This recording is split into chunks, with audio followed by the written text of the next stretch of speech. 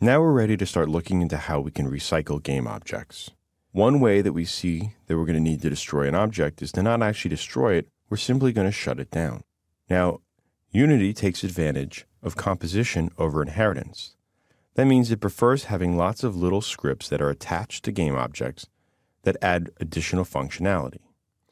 This is the opposite of if we had built a base class for all of our game objects and extended it and added this recycle logic to it.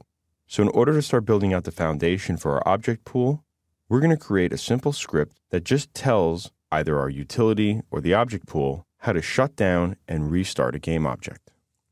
Let's go back into our scripts folder, and here we're going to create a new C# script called recycle game object. Then let's open this up in MonoDevelop. Now we will be adding this class to our game objects, so let's leave the inheritance of MonoBehavior. But we will not be using the start and update methods, so that we can delete these. Now we're going to create two public methods, one called restart and one called shutdown. So when we attach this script to a game object and we attempt to reinstantiate a game object that already exists, we're going to call restart. Likewise, when we're trying to delete one, we're going to call shutdown instead of actually using the full destroy call.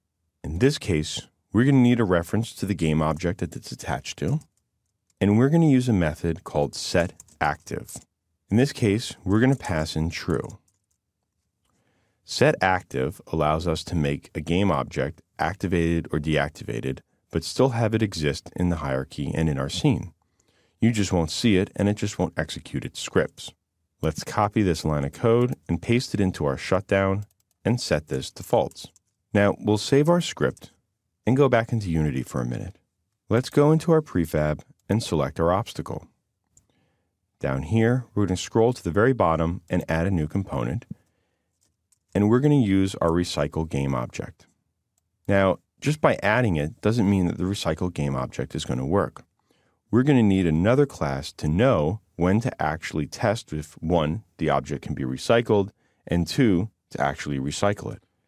In order to do that, we're going to switch back over to MonoDevelop, and we're going to go into our game object utility. We'll start with the destroy method, since this is the easiest one for us to work with. We're going to modify the way that this works. We'll move our current call to destroy all the way down. What we want to do first is we want to test to see if the game object we're about to destroy actually has the recycled script attached to it.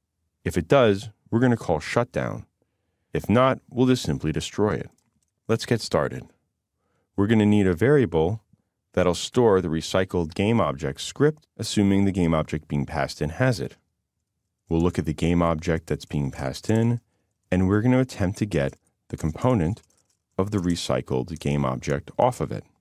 Now you can try to get a component even if that game object doesn't actually contain it. This will not throw an error. What will happen is that this variable would just be null. So in order to make sure that this actually exists, we're going to want to test that the variable is not null. If we see that it's not null, we're going to call shutdown on it.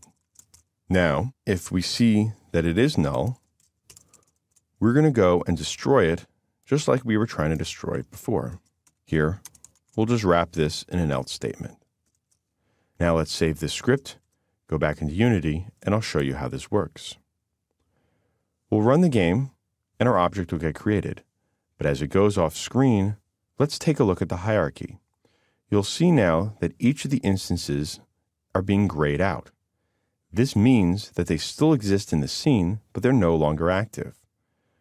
Right now, the basic foundation of our recycle script is working. Whenever we try to destroy something that has this component, it immediately gets shut down instead of being destroyed. In the next video, we'll get ready to start building out our object pool.